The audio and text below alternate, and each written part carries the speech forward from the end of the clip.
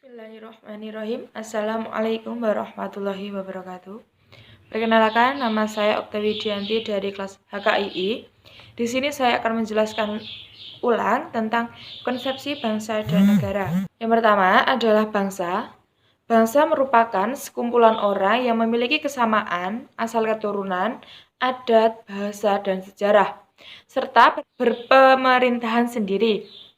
Bangsa adalah kumpulan manusia yang biasanya terikat karena satuan bahasa dan wilayah tertentu di muka bumi. Sedangkan menurut salah satu ahli, pengertian bangsa adalah satu nyawa, akal yang terjadi dari dua hal, yang harus bersama-sama menjalankan satu riwayat, dan rakyat yang kemudian harus mempunyai kemauan atau keinginan untuk hidup menjadi satu. Dalam kamus ilmu politik dijumpai istilah bangsa, yaitu nation, yang artinya masyarakat yang terbentuk atau dibentuknya diwujudkan oleh sejarah yang memiliki unsur sebagai berikut. 1. Satu kesatuan bahasa. 2. Satu kesatuan daerah. 3. Satu kesatuan ekonomi. 4. Satu kesatuan hubungan ekonomi. 5. Satu kesatuan jiwa yang terlukis dalam keturunan budaya. Lalu unsur-unsur terbentuknya suatu bangsa menurut Hans Kohn yaitu 1. Kesamaan keturunan. 2. Kesamaan wilayah dan politik. Kesamaan bahasa dan kesamaan adat perasaan. Ketiga, kemauan bersama dan tekad nasionalisme. Selanjutnya, konsep bangsa memiliki dua pengertian. Yang pertama, bangsa dalam arti sosiologis dan antropologis. Bangsa dalam pengertian sosiologis dan antropologis adalah persekutuan hidup masyarakat yang berdiri sendiri, yang masing-masing anggota persekutuan hidup tersebut merasa satu kesatuan dalam ras, bahasa, keyakinan, budaya, dan sebagainya. Yang kedua, bangsa dalam arti politis.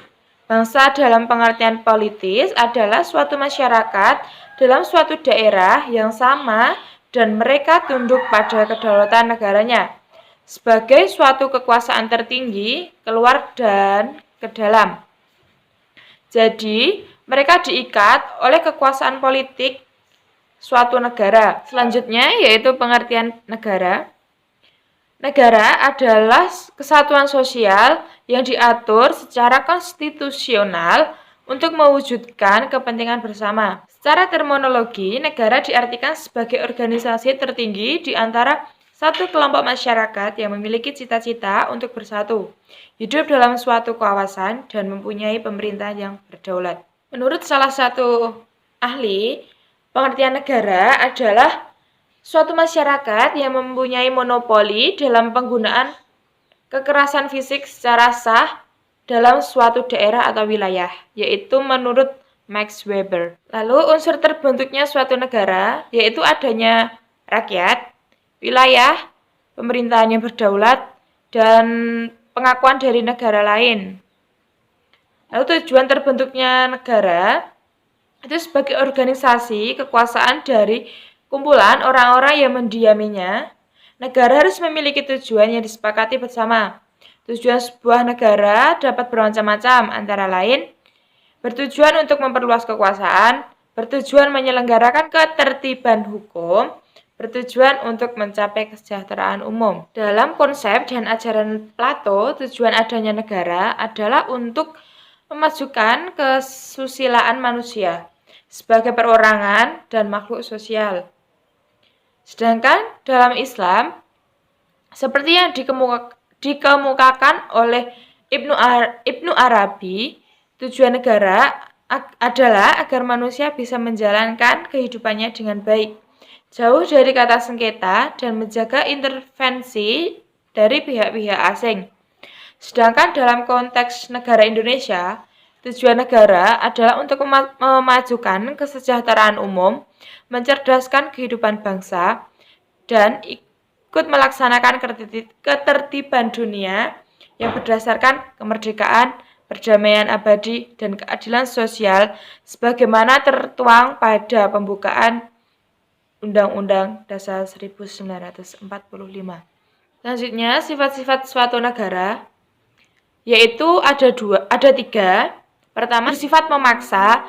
Tujuannya agar peraturan perundang-undangan ditaati dan demikian penertiban dalam masyarakat tercapai serta dapat mencegah timbulnya anarki. Dalam hal ini juga memiliki kekuasaan untuk memakai kekerasan fisik secara legal. Kedua, sifat monopoli. Negara memiliki monopoli dalam menetapkan tujuan bersama dari masyarakat. Ketiga, sifat mencakup semua. Semua peraturan perundang-undangan berlaku bagi semua orang atau semua masyarakat tanpa terkecuali.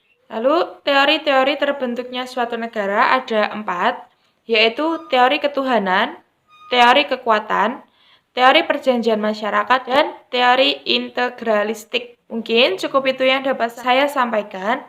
Kurang lebihnya mohon maaf. Akhiran, Allahumma fiq ila aqwamit thoriq. Wassalamualaikum warahmatullahi wabarakatuh.